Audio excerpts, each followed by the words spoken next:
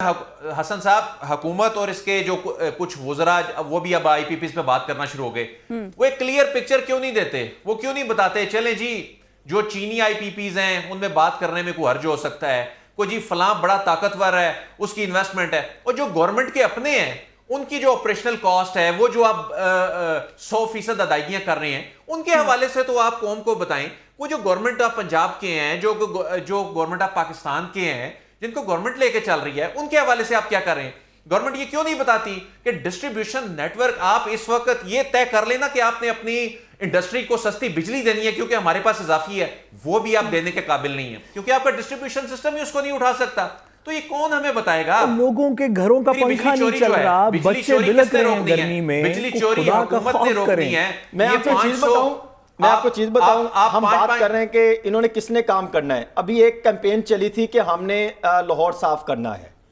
آپ کو پتا ہے کہ لاہور صاف کرنے کے لیے کیمپ کہاں پہ لگائے گئے اور وہ پیسے کا ضیاع کہاں کیا گیا؟ GOR1 کے اندر جہاں پر کسی کا داخلہ ممنوع قرار دیا گیا ہے، کوئی عام شہری نہیں جا سکتا، عام صاف ہی نہیں جا سکتا، وہاں پر آپ نے وہ صفائی کے وہ لگا دیے۔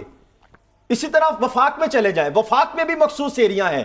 بجلی کی بات کریں تو یہاں پر بھی کچھ شرافیاں ہیں جن کے پاس 4 گاڑیاں ہیں، ڈبل یونٹ استعمال کر رہے ہیں، 2 لائنوں سے لے رہے ہیں، بادشاہ سلامت کے گھر بجلی نہیں جا سکتی۔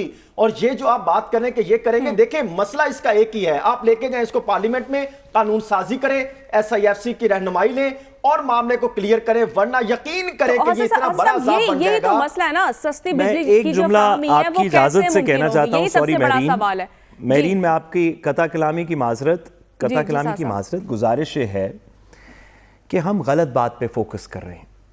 میری ہمبل سی استدعا یہ ہے کہ آپ ذرا باہر نکل کے دیکھیں لوگوں کا اس وقت حال کیا ہے۔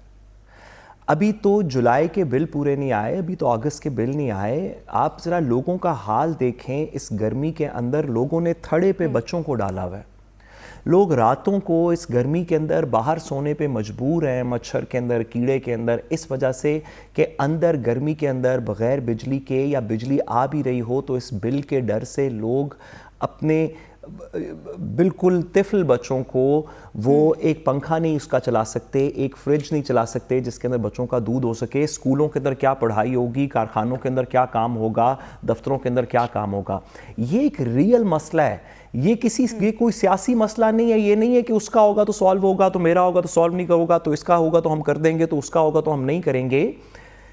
جو بھی شخص حکومت میں ہو، نون لیگ حکومت میں ہو، کل کو کوئی اور حکومت میں آ جائے، یہ حکومت چلے، ڈی ریل ہو جائے، جو بھی پاکستان کا گورننس سٹرکچر ہوگا اس کو اس مسئلے کو سالو کرنا ہے۔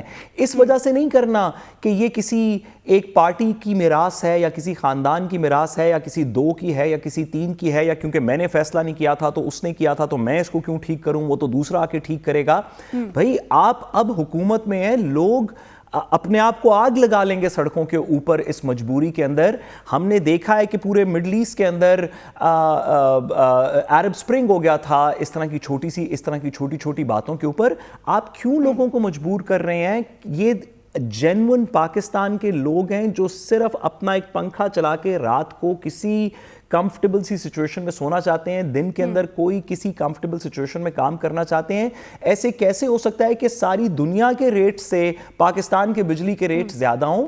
اس پہ سیاسی وابستگی کو سائیڈ پہ رکھتے ہوئے حکمران لوگوں سے صرف اتنی سی گزارش ہے کہ اگر آپ کا کریٹڈ مسئلہ نہیں بھی ہے، ہم کہتے ہیں کہ آپ کا اس ملک میں کوئی کریٹڈ مسئلہ نہیں ہے، سارے مسئلے کسی اور نے کریٹ کیے، اب تو آپ حکمران ہیں، اب ٹھیک کرنے کے لیے تو کوئی آگے کا قدم اٹھائیں کہ ٹھیک بھی نہیں کرنا اس لیے کیونکہ کسی اور نے مسئلہ کریٹ کیا تھا۔ بالکل، یہ سیاسی مسئلہ نہیں، بالکل اب جو ہے عوام کے لیے کچھ کرنا ہوگا، بلکہ عوام کے لیے آسانی پیدا کرنی ہوگی۔